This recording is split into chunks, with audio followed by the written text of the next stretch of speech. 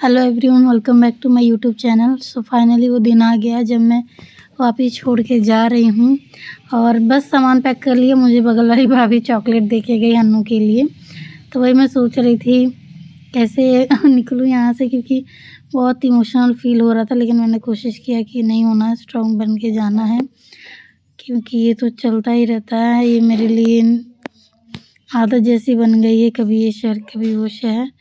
तो बस जाने से पहले एक बार सारे घर में घूम रही थी, कुछ रह ना जाए। और लास्ट में भी वीडियो बना रही थी ताकि एक यादगार रहेगा मेरे लिए कि हाँ, कभी वापी में मैं रही थी जॉब करने के लिए। तो बस मिलते हैं और बने रहिए मेरे साथ। मेरा बालकनी है ये, जहाँ पे मैंने बहुत सारे टाइम स्पेंड किए हैं। यहाँ पे चिड़िया का खाना और दिए में पानी रख दिया है और बस रूम देख रही हूँ, दिखा रही हूँ। फ्यूचर में कभी रहेगा कि हाँ हम दमन में रहते थे, तो अपनी वीडियो उठा के देख लूँगी। सामान तो पैक है, जाते जाते पता नहीं क्यों और भी सामान हो जाते, कैसे बढ़ जाता है पता ही नहीं चलता। बहुत कोशिश किया था कि सामान कम रखूं, लेकिन हम देख सकते हैं सामान झोला भर भर के हो गया है। और इधर भी मैंने अभी मेरा गैस बाकी पैक करना, और मैंने यहाँ तक के पौधे भी रख लिए हैं। बस जो है एक तुलसी माता ही रह गई हैं, जो काफ़ी बड़ी हैं और उनको बैग में भी लेके नहीं जा सकती और किसी को देते भी नहीं हैं, इसलिए मैं इसी घर में छोड़ के जा रही हूँ। अगर कोई समझदार हिंदू आया तो उनकी टेक केयर तो करेगा, नहीं तो भी क्या ही पता। पौधे में पानी भी डाल दिया है मैंने। खाली घर कुछ इस तरीके से दिखता है और रहते हैं हम लोग तो मकान घर जैसा लगता है, और अभी तो ये मकान ही हो गया, खाली कमरे जैसा। तो बस जाने का भी टाइम हो गया था। जाने से पहले मुझे कुछ लेना था, तो मैं अन्नू को लेके चली गई थी मार्केट। फटाफट वहाँ से आए तो अभी रास्ते में थी, बहुत फ़ोन आ रहा था कब आओगी, चलो जाना है। तो वहाँ से आने के बाद फटाफट सामान रखा और यहाँ मैं बैठ गई हूँ। ऑलरेडी निकल गई हूँ और खुद ही ये सब वीडियोस वगैरह बनाती हूँ। तो जब सब इमोशनल हो रहे थे तो मैंने नहीं निकाला, इतना अच्छा भी नहीं था। सारे भाभी लोग आए थे सी ऑफ करने लास्ट टाइम और रोना आ रहा था देख के, तब थोड़ा मन बहला रही थी, वीडियो निकाला और लगी शूट करने, क्योंकि बहुत रोना आ रहा था। साथ में भी कोई था तो मैं नहीं चाहती थी मैं रोऊं, किसी के सामने अच्छा नहीं लगता मुझे रोना। अकेले चाहे जितना भी किसी को दिखाना बताना नहीं पसंद मुझे, और जो समझेगा उसको तो पता ही है कि 3-3.5 साल जहाँ हम रहते हैं, जहाँ दोस्ती यारी होती है, उनसे तो लगाव हो ही जाता है। उसमें दिखाना ना दिखाने की तो बात ही नहीं बनती है। ये है वही जगह, ये वही रोड है जहाँ से मैं 1.5 साल अप डाउन करती थी, हॉस्पिटल आना जाना करती थी। और ये वो सर्कल है जहाँ पे इतना क्राउड होता था गणपति के टाइम में, विसर्जन करने के टाइम में, शादियों के सीज़न में भी लंबी भीड़ रहा करती है यहाँ पे। और यहाँ से थोड़ा आगे जाके मेरा हॉस्पिटल आ गया है। जी हाँ, ये रहा मेरा हॉस्पिटल, यहाँ से एग्ज़िट होंगे। और अनु भी देख रहा था, हाँ मम्मी तुम्हारा हॉस्पिटल आ गया। वहाँ से फिर स्टेशन पे थोड़ा टाइम पास किए और हम बैठ गए ट्रेन में, जहाँ पे अनु बैठते ही खाने लगा अपना लेज़ वगैरह। चालू हो गया अनु का पेट पूजा बैठते ही।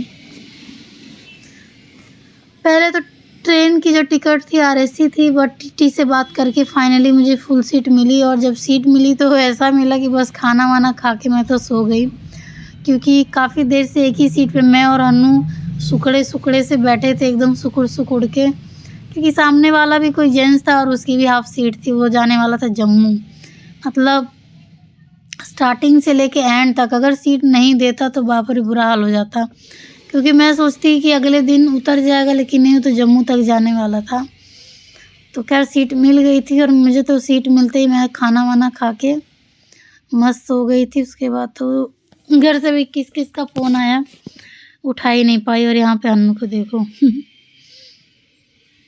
और अभी तक मुझे सीट मिली नहीं है, इसीलिए मैं देखिए आधा पैर ऐसे लटका के ही बैठी हुई, साइड खिड़की की तरफ मेरा पीठ है और मैं यहाँ बैठी हूँ। अन्नू को ड्राइंग वगैरह करा रही थी और सोचा फटाफट कुछ खिला भी दूँ, पॉपकॉर्न भी सौगी हो जाते।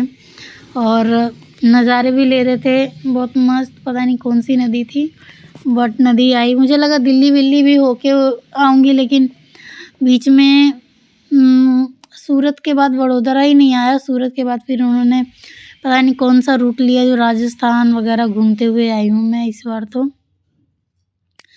और इतने दिन से टिकट कराते कराते फाइनली हो ही गया था, नहीं तो पता नहीं और कितने टाइम बिना बिस्तर पंखे के वहाँ रहना पड़ता। यहाँ पे अनु ड्राइंग कर रहा है, क्योंकि अनु को दिखाना है। अनु सोच रहा था मैं फेमस होऊंगा, मुझे फेमस होना है। तो जहाँ पे देख रहा था लोगों को, बस फ़ोन अपना बैग से ड्राइंग बुक निकाल के ड्राइंग करने लग जा रहा था और दिखा रहा था अंकल कैसा है ड्राइंग। सबको परेशान कर रहा था। यहाँ पे देखो कैमरा ऑन करते अनु का मुंह खुला, मस्ती चालू।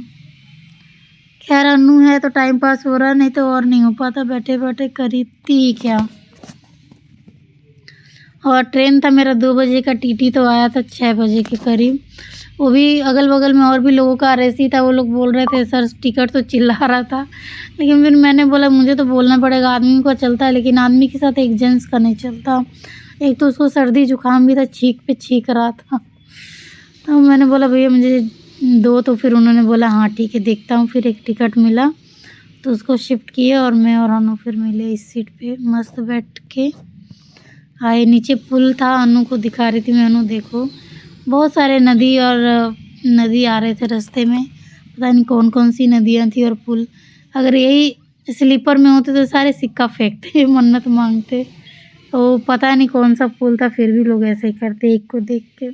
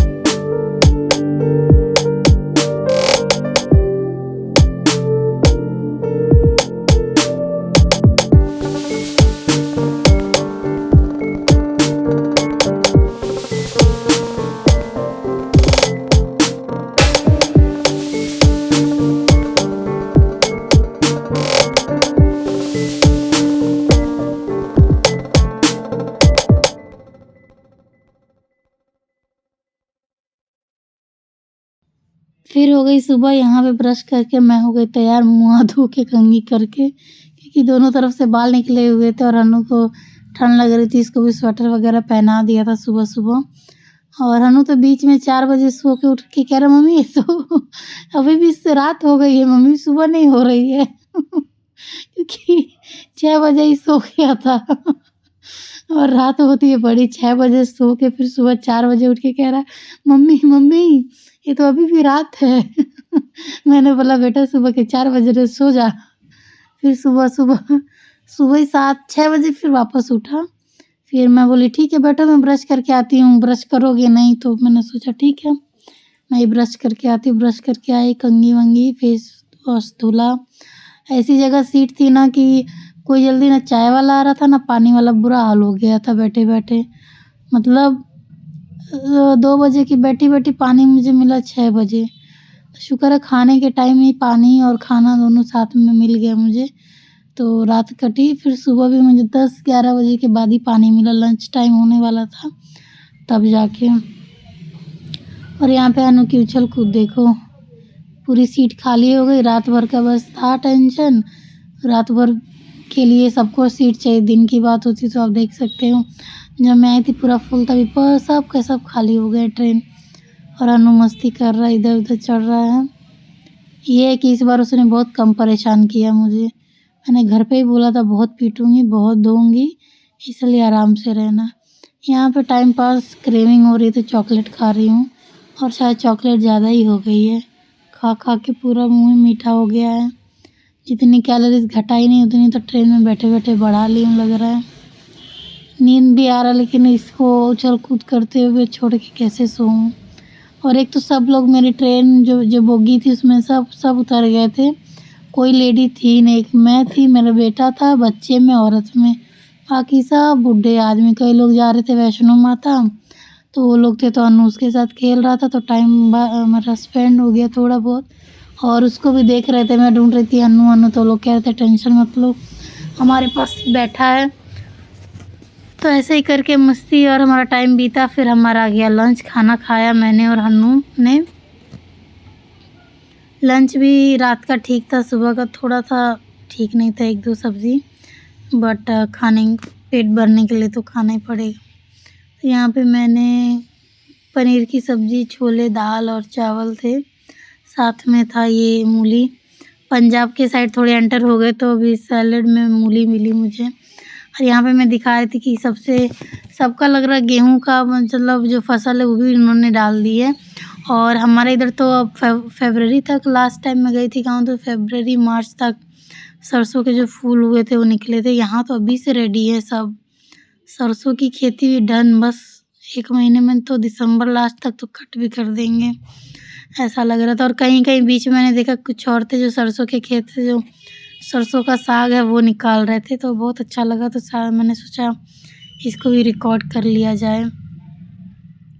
यहाँ की खेती इतनी साफ़ सुथरी, इतनी सुंदर लग रही थी ना देखने में कि क्या ही बताएं। बहुत टाइम के बाद फिर आगे मैंने देखा कि गन्ने की भी खेती थी। और अब ये देख सकते हो पंजाब की खासियत होती है, दूर दूर तक आपको एक ही घर दिखेगा, 2-3 खेतों के बीच में एक घर, फिर उसके बाद खेतों के बीच में एक घर, ऐसा ही, जो कि उनमें रहने वालों को कितना मज़ा आता होगा। दूर दूर तक कुछ नहीं, बस एक उन्हीं का घर होता है।